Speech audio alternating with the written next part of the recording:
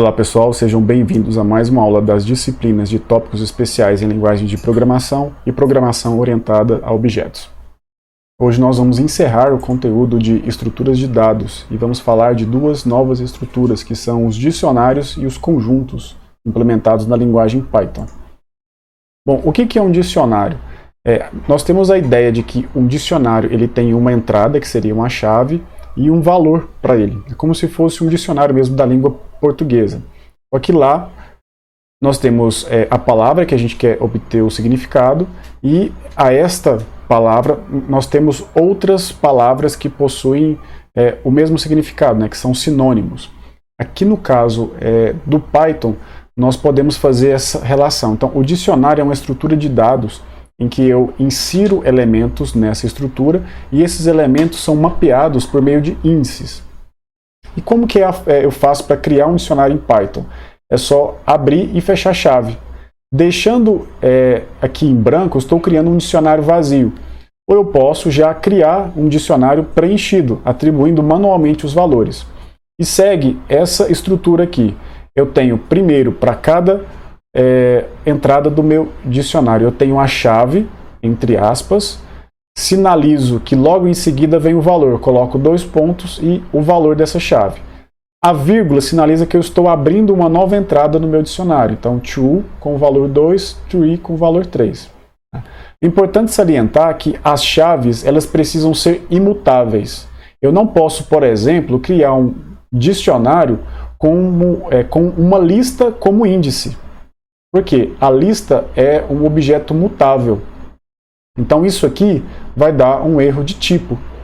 Mas eu posso, no lugar da lista, já que eu tenho a necessidade que as chaves sejam um conjunto de números, né, um conjunto de strings, enfim, eu posso utilizar as tuplas para esse recurso, que são elementos imutáveis. Então as tuplas são tipos de chaves válidas para os dicionários.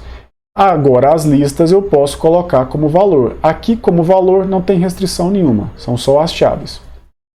Para buscar valores dentro de um dicionário, eu passo o nome do dicionário e entre os colchetes eu passo a chave desse dicionário. Aqui a gente não chama mais de índice, a gente chama de chave. Então eu passo a chave e ele retorna para mim o valor. Bem parecido lá com a lista, né? Só que na lista e na tupla a gente passava os índices. Eu posso extrair desse dicionário somente a lista de chaves, né, usando esse recurso aqui, ó, case. Eu passo o nome do dicionário, né, ponto case, e não passo argumento nenhum. Ele vai retornar para mim um objeto iterável. E para que eu possa mostrar isso na tela, eu preciso fazer um casting desse objeto iterável, transformá-lo em lista. Por isso que eu coloco o resultado do ponto case para o filetDict dentro desse list abre e fecha parênteses. Porque ele faz a conversão dessas chaves para mim do dicionário em uma lista, eu consigo printar isso, consigo fazer um for. Mas se for simplesmente para iterar sobre essa lista de chaves, não precisa fazer essa conversão, esse casting. É interessante dizer que do Python 3.7 para trás, né, os anteriores, quando eu recuperava as chaves desse dicionário, elas poderiam vir em qualquer ordem. Isso porque os dicionários do Python do 3.7 para trás não guardavam relação de ordem. Então eu adicionava as chaves e cada vez que eu printava, essas chaves poderiam vir numa ordem diferente. A partir do 3.7 ele já passou a respeitar a ordem que eu insiro no dicionário, como e como já era nas listas, que ele respeita a ordem. Da mesma forma que eu posso capturar somente as chaves dos dicionários, eu posso capturar os valores. Então eu chamo .values, ele vai retornar para mim os valores. Da mesma forma, eu preciso fazer um casting aqui para a lista. Se eu quiser verificar a existência de chaves, tá? Somente de chaves em dicionários, eu também vou usar o in, como a gente usou lá nas listas. Então verifico se a chave in, one, né, se ela existe dentro do dicionário. Okay? Se eu pesquisar pelo valor, vai dar que é falso, mas na verdade o valor existe. Existem outras formas de se pesquisar por valores dentro de dicionários. Se eu fizer uma busca de uma chave que não existe, lembrando que o nosso dicionário tem as chaves 1, 2, 3, se eu pesquisar pela chave for, vai dar um erro de chave mesmo, né? Como se ele não existisse. Mas eu posso evitar esse erro usando o get. Eu passo o nome do dicionário, .get, e passo como parâmetro a chave. Como essa chave ela é um string lá no meu dicionário original, eu passo entre aspas. Se essa chave não existir, ele retorna para mim o objeto none, vazio. Posso também usar nesse método get um parâmetro extra, um argumento padrão, que retorna para mim se não existir. Por exemplo, eu estou querendo o valor da chave 1. Se ele existir, ele vai retornar para mim o valor da chave 1. Se não existir, vai retornar 4. Mas esse 4 aqui poderia ser qualquer outra coisa, tá? Eu que escolho isso aqui, esse parâmetro. Como o 1 existe, ele retorna 1. Como o for não existe, ele retorna o 4, que foi o que eu especifiquei aqui. O setDefault ele serve para a gente fazer uma inserção no nosso dicionário quando a gente não sabe se aquela chave existe. Se eu tentar inserir uma chave que já existe no meu dicionário, não vai dar erro, ela vai substituir o valor que já está lá vinculado a essa chave. Mas se eu uso o setDefault e passo dois parâmetros, né?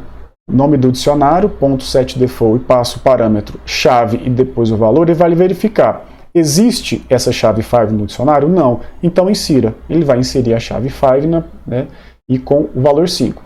Se eu executar de novo esse código com outro valor, essa chave 5 com o valor 5 vai ficar inalterada, porque já existe. Ele só executa se não existir, ele não substitui. Isso nos ajuda a não fazer sobreposições acidentais de valores no dicionário. Como que eu faço para juntar dicionários, como eu fazia lá nas listas e nas tuplas? Eu posso usar o comando update, né, e adicionar uma nova chave, né, for, com valor 4, ou eu posso simplesmente chamar o nome do dicionário e entre colchetes eu coloco o índice que eu quero que ele crie, recebendo o valor que eu quero que ele adicione. Tem essas duas formas, o que vocês acharem mais fácil. E para deletar uma chave, eu deleto usando o comando del. Então eu passo del, o nome do dicionário, e entre os colchetes eu coloco o nome da chave que eu quero deletar. E por fim, os conjuntos do Python, né? Então os conjuntos, eles são como se fossem listas, né? Uma listagem de elementos que não tem repetição e que não tem uma ordem definida, diferente da lista. Então, para criar um conjunto, é esse comando aqui, set. É como se fosse mesmo o conjunto lá da matemática mesmo, né? Eu consigo fazer, inclusive, operações com esse conjunto, como eu faço lá na matemática, união, interseção. Então, se eu criar um conjunto com esses valores aqui, né, já pré-determinados, se eu quiser fazer isso, eu coloco entre colchetes. Chaves, desculpa. Qual que é a diferença entre o conjunto e o dicionário? O dicionário tem as chaves de cada entrada, né? Tem as chaves mesmo, né? De cada entrada do meu dicionário. Aqui eu também crio com chaves, mas eu não passo a chave de cada entrada, eu passo direto o valor.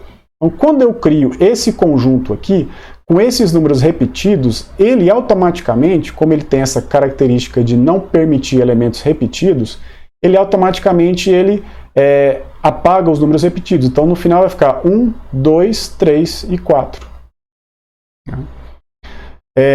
Todos os elementos, é uma característica, tá? Todos os elementos do conjunto, eles precisam ser imutáveis.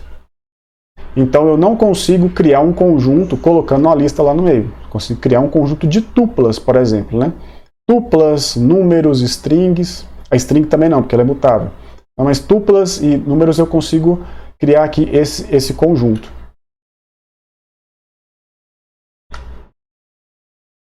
E como que eu faço para fazer uma adição de conjuntos, né?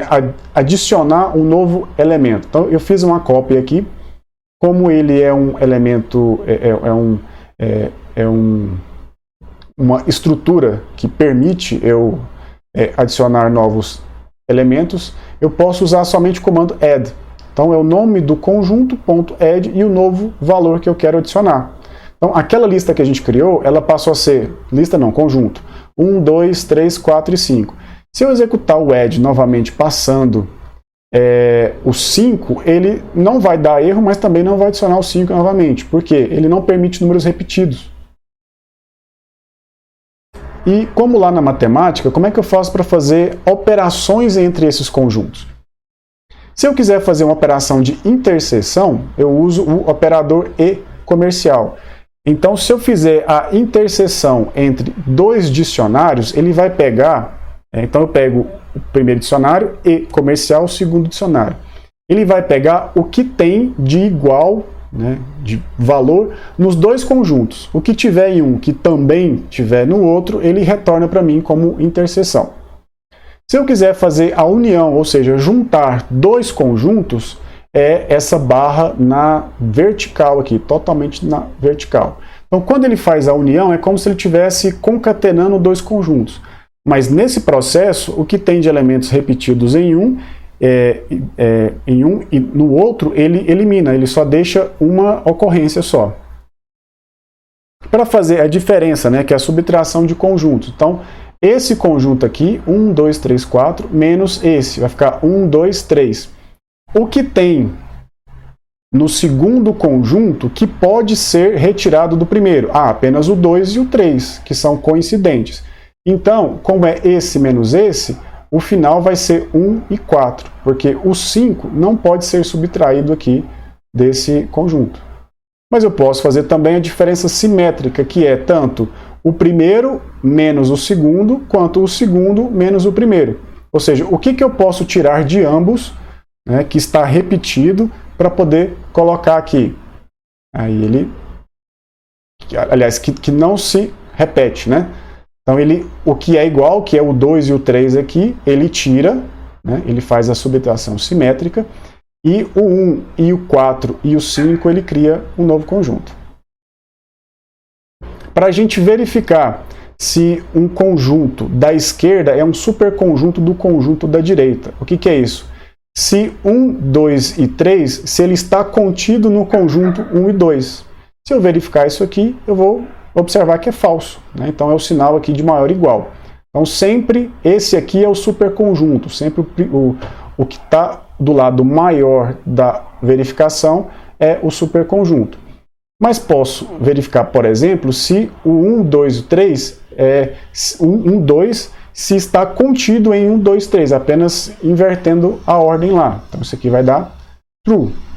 Para verificar se o número existe no conjunto, da mesma forma que nas listas é o in. Verifico se 2 está no conjunto, ele vai dar true. O 10 vai dar false, porque de fato ele não está lá.